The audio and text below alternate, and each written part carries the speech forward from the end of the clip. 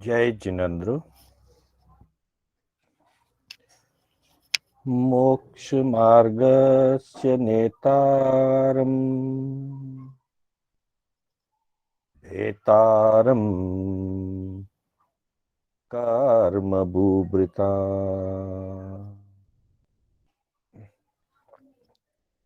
ज्ञातारम् विश्वतत्त्वानाम्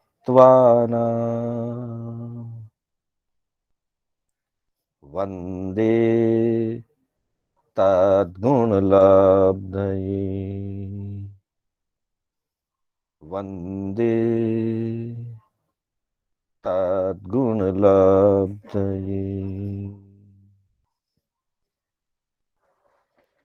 अनंत उपकारी आस्था के आयाम चरम तीर्थंकर श्रमण भगवान महावीर को वंदन। प्रभु की परंपरा में विचरण करने वाले परम आदरणीय परम उपकारी समस्त चारित्रात्माओं को वंदन। धर्म प्रेमी बंधुओं, सुशील माताओं एवं बहनों, श्री कर्नाटक जैन स्वाध्याय संघ बैंगलोर के तत्वावधान में आयोजित जिन वाणी सार की 48वीं कक्षा में मैं आप सभी का हार्दिक स्वागत एवं अभिनंदन करता हूं। हमारी कक्षा अलग अलग आगमों और धर्म ग्रंथों के चयनित गाथाओं, पद्यों और श्लोकों के आधार पर तीर्थंकर भगवंतों की वाणी, जिन वाणी का हम कुछ सार समझने के लिए अपना स्वाध्याय कर रहे हैं। इस स्वाध्याय के माध्यम से हमारा उद्देश्य हमारे जीवन में धर्म का आचरण बढ़े, हमारे जीवन में सदाचार का विकास हो, वैराग्य भावना का विकास हो और साथ ही जिनेश्वर भगवंतों के द्वारा बताए गए सिद्धांतों का हम आगमिक आधार सहित स्वरूप को समझें और उससे होने वाले लाभ और उससे होने वाले परिणाम को जानते हुए उस तरफ कुछ कदम बढ़ा सकें। यही हमारी इन कक्षाओं का मूल उद्देश्य है। तो आइए आज हम, जैसा कि हम पिछली कुछ कक्षाओं से श्रावक जीवन के संबंध में चर्चा कर रहे हैं, हमने श्रावक के अंतर्गत उसकी जो आधार भूमि है गृहस्थ धर्म, उसके संदर्भ में मार्गानुसारी के 35 बोलों की चर्चा की। फिर हमने श्रावक की दिनचर्या और उसकी अभिलाषा क्या होनी चाहिए उस पर हमने थोड़ा सा विचार किया। और कल की कक्षा में हमने कर्तव्य पालन में जागरूकता किस प्रकार होनी चाहिए और कैसे हम अपने कर्तव्यों का पालन करें, प्रमाद को छोड़ें, प्रमाद से ऊपर उठ करके अपने व्रतों की आराधना, अपने नियमों की साधना और अपने देव गुरु धर्म के प्रति भक्ति और स्तुति करते हुए अपने जीवन को निर्मल बना सकें, इसकी चर्चा की। तो बंधुओं, उसके ठीक बाद यह प्रश्न खड़ा होता है कि अगर कोई ग्रस्त, सदग्रस्त मार्गानुसारी का पालन करता है, मार्गानुसारी के अनुरूप अपने जीवन को उचित दिनचर्या के साथ संचालित करता है, साथ ही अपनी अभिलाषा, अपनी मनोभावना देव, गुरु और धर्म के प्रति समर्पित करता है और सदा उनकी शरण चाहता है और उसी के अनुरूप अपने कर्तव्यों के पालन में अगर जागरूक रहता है, तो ऐसे सदग्रस्त का, ऐसे श्रावक या श्रमणोपासक का जीवन जीने वाले के लिए उसका क्या परिणाम होगा, उसकी किस प्रकार की गति होगी, किस रूप में उसकी आत्मा की प्रगति होगी, ये सहज ही एक जिज्ञासा खड़ी हो सकती है। तो हमारे धर्म ग्रंथों में, हमारे आगमों में इसका समाधान बताया है। आज हम दो अलग अलग गाथाएं लेकर के इस जिज्ञासा का समाधान करना चाहेंगे आगमिक आधार से, कि श्रावक धर्म की आराधना करने वाले का, उसकी आत्मा का किस प्रकार का और कैसा विकास होता है और कब उसे सदगति की और मोक्ष की प्राप्ति होती है। तो आज हमने जिन दो पद्यों का चयन किया है, उसमें पहला पद्य गाथा उत्तरार्जुन सूत्र के 5वें अध्ययन की 24वीं गाथा है और दूसरा पद्य वसुनंदी श्रावकाचार नाम के एक दिगंबर ग्रंथ से चयन किया गया है। वसुनंदी श्रावकाचार की ये 539वीं गाथा है। इन दोनों गाथाओं में श्रावक जीवन का जो फल है, श्रावक धर्म की आराधना का जो फल है, उस फल के बारे में चर्चा की गई है। तो सबसे पहले आइए हम गाथाओं का उच्चारण करें। तो उत्तरार्जुन सूत्र के अंतर्गत फरमाया गया है, एवं सिक्खा समावन्ने गिहवासेवी सुव्वये मुच्चई छव्वि पव्वा ओ गच्छे जख सलोगयम्। एवं सिक्खा समावन्ने गिहवासेवी सुव्वये मुच्चई छव्वि पव्वा ओ गच्छे जख सलोगयम्। अर्थात इस गाथा में कहा गया है कि एवं सिक्खा समावन्ने, जो सदग्रस्त प्रभु की वाणी के अनुसार हित शिक्षा को ग्रहण करता है, जैसा कि पूर्व कक्षाओं में श्रावक के 12 व्रतों की चर्चा की गई थी। 5 अणुव्रत, 3 गुणव्रत और 4 शिक्षा व्रत। इन सब को सम्मिलित रूप से शिक्षा कह दिया गया। अर्थात जो सदग्रस्त श्रमणोपासक के रूप में इन 12 व्रतों का सम्यक रूप से पालन करता है, व्रतों का अभ्यास करता है, व्रतों की पालना करता है, श्रावक व्रतों की आराधना करता है और ग्रह त्यागी तो नहीं बना, अणगार तो नहीं बना, परंतु व्रतों की आराधना करता है, तो वह व्यक्ति ग्रहवास में रहता हुआ भी, गिहवास्य वी सुव्वये, घर में निवास करता हुआ भी सुव्रती माना जाता है। अर्थात भले वो देश विरत है, सर्वविरति नहीं है,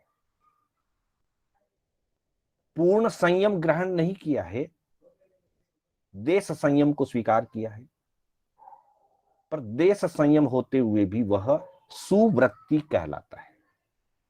और ऐसा सुव्रती श्रमणोपासक, श्रावक मुच्चई छवि पवाओ,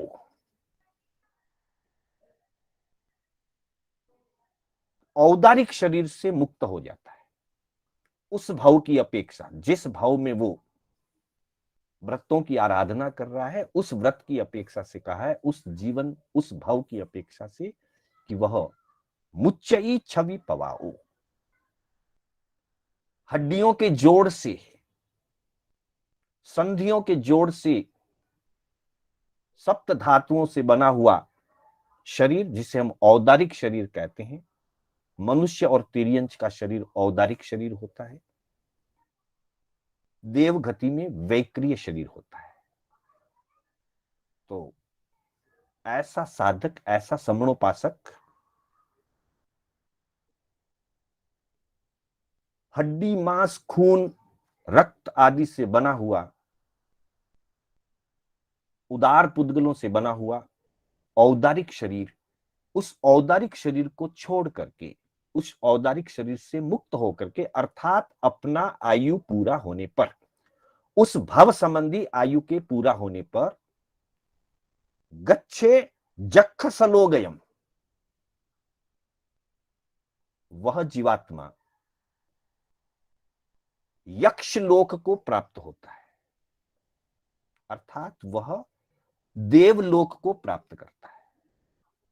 वह श्रावक जीवन से अपना आयु पूरा करके, श्रावक धर्म की आराधना करता हुआ अपना आयु पूरा करके, वैमानिक देव में जाकर के रिद्धि संपन्न देव के रूप में जन्म लेता है। पहला परिणाम यह हुआ कि वह सुव्रती हो जाता है, और दूसरा परिणाम यह हुआ कि वह इस मृत्यु लोक के, मनुष्य लोक के असुचि भरे शरीर से, औदारिक शरीर से मुक्त होकर देवलोक में जाकर के रिद्धि संपन्न देवगति को प्राप्त करता है। यह बात अलग है कि पुनः मोक्ष प्राप्त करने के लिए उसे औदारिक शरीर की ही आवश्यकता होगी, पर चूंकि अभी वह चरम शरीरी नहीं है, पांचवें गुणस्थान से ऊपर नहीं उठा है, इसलिए मोक्ष तो जा नहीं सकता। मोक्ष एकमात्र 14वें गुणस्थान वाले जीव को प्राप्त होता है। जिस जीवात्मा का चालू भाव का आयुष्य 14वें गुणस्थान को प्राप्त करके पूरा होता है, वही आत्मन मोक्ष को प्राप्त करता है। इससे पहले 12वें और 13वें गुणस्थान में आयु पूरा होता नहीं है। 12वां 13वां गुणस्थान अमर गुणस्थान कहे गए हैं, और उससे पूर्व 11वें तक 5वें गुणस्थान से लेकर के 5वां, 6ठा, 7वां, 8वां, 9वां, 10वां और 11वां, इन गुणस्थानों में जब भी जिस किसी भी आत्मा का आयुष्य पूरा होता है, वो भाव पूरा होता है, तब वो देवगति को प्राप्त करता है। तो श्रावक 5वें गुणस्थान का आराधक है, इसलिए अपना आयु पूरा करके वैमानिक देवगति में रिद्धि संपन्न देव बनता है। इंद्र भी बन सकता है, अन्यथा रिद्धि संपन्न देव बनता है। देवलोक में नियत काल तक अपना दिव्य जीवन जीता हुआ फिर पुनः मनुष्य लोक में उत्तम कुल आदि 10 अंगों से युक्त उच्च कुल में जन्म लेकर के मनुष्य बनता है।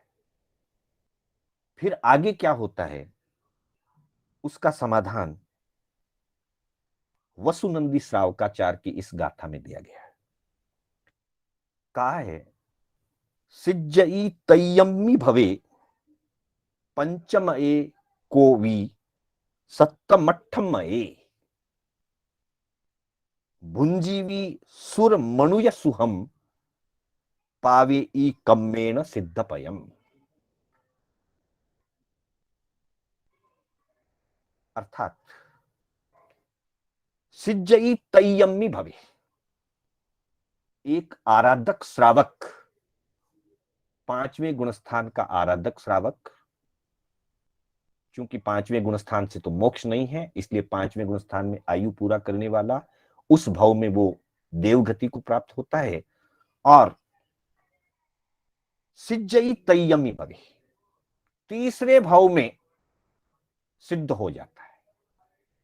अर्थात श्रावक के भव को गिनते हुए गिनती होगी। पहला भाव श्रावक का, दूसरा भाव देवलोक का, देवलोक से वापिस मनुष्य बना, यह तीसरा भाव है। और उस तीसरे भाव में वो जीवात्मा संयमी बन करके मोक्ष प्राप्त करता है। यह श्रावक का उत्कृष्ट फल है, श्रावक धर्म की आराधना का उत्कृष्ट फल है कि वो एकाभावतारी बन जाता है और चालू भाव सहित तीसरे भाव में मोक्ष प्राप्त करता है। जैसा कि उपासक दशांग सूत्र का अगर हम अध्ययन करें तो उसमें आनंद आदि, आनंद, कामदेव, सुरादेव, ऐसे 10 श्रवणोपासक श्रावकों का वर्णन आया है।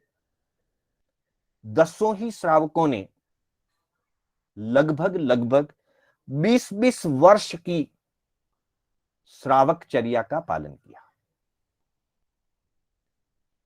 14 वर्ष तक आनंद श्रावक का उदाहरण लेते हैं हम।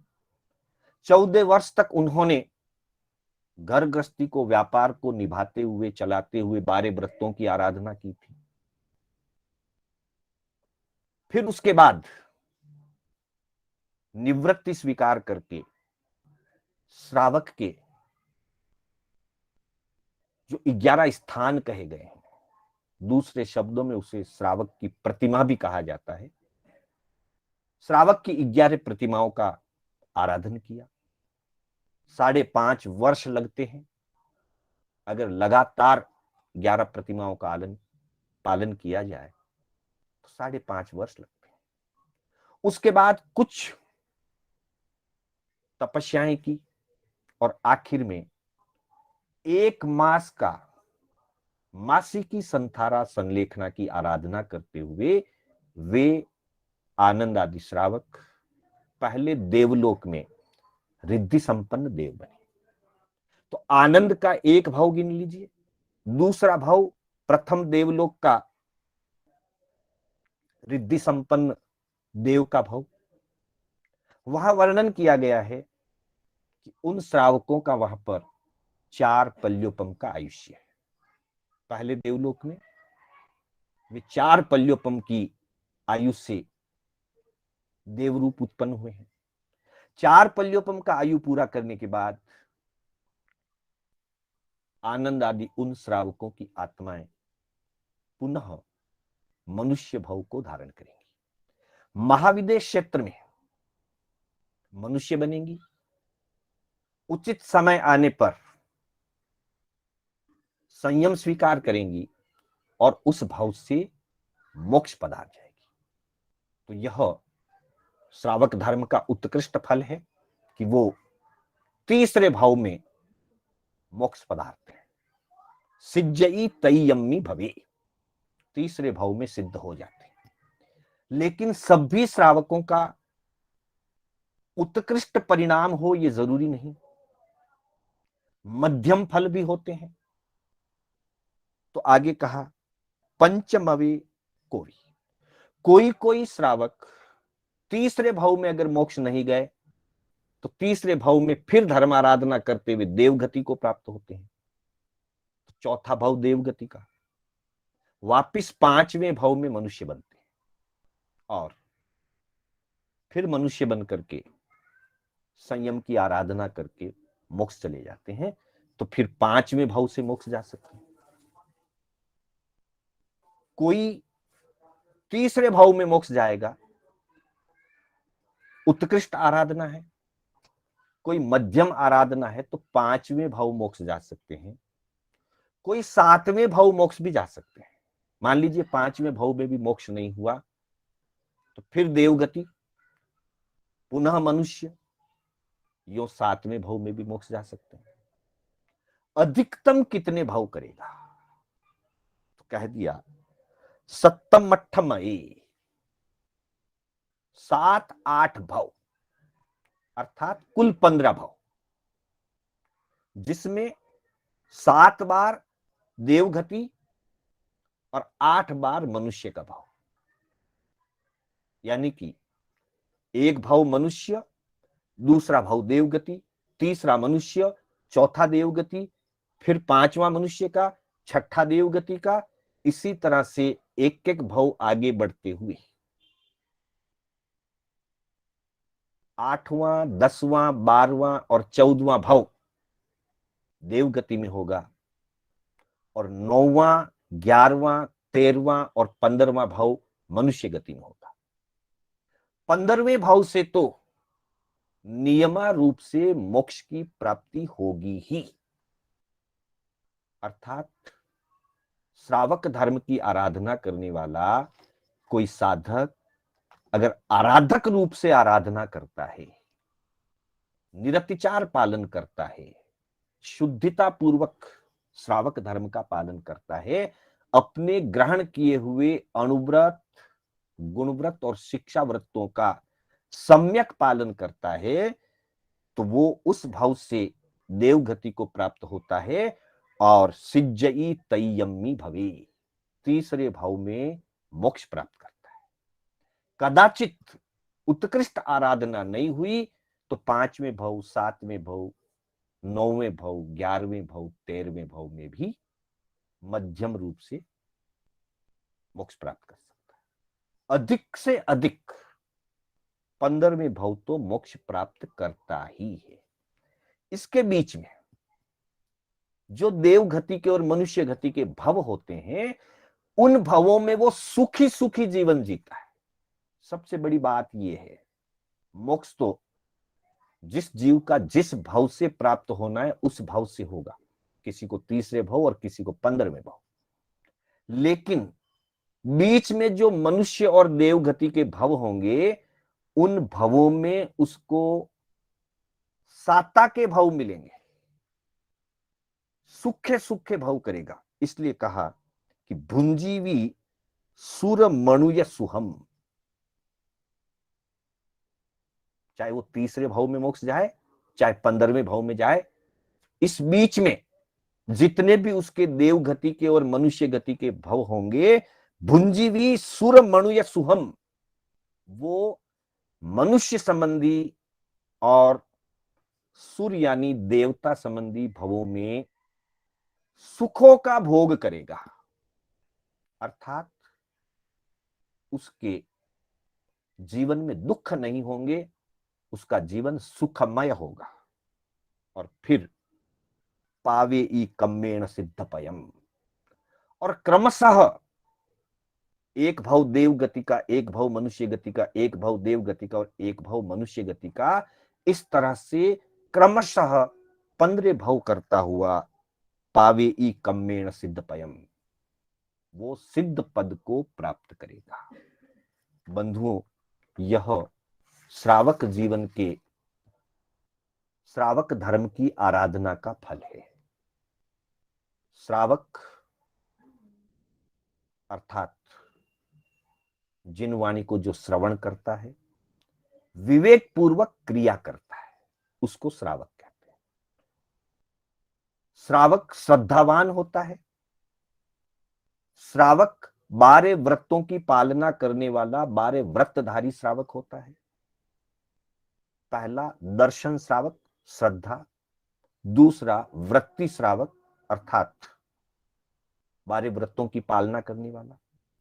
और तीसरा जो उत्कृष्ट श्रावक कहा गया है, वो प्रतिमाधारी श्रावक होता है, जैसा कि आनंद आदि 10 श्रावकों ने श्रावक की 11 प्रतिमाओं का पालन किया था।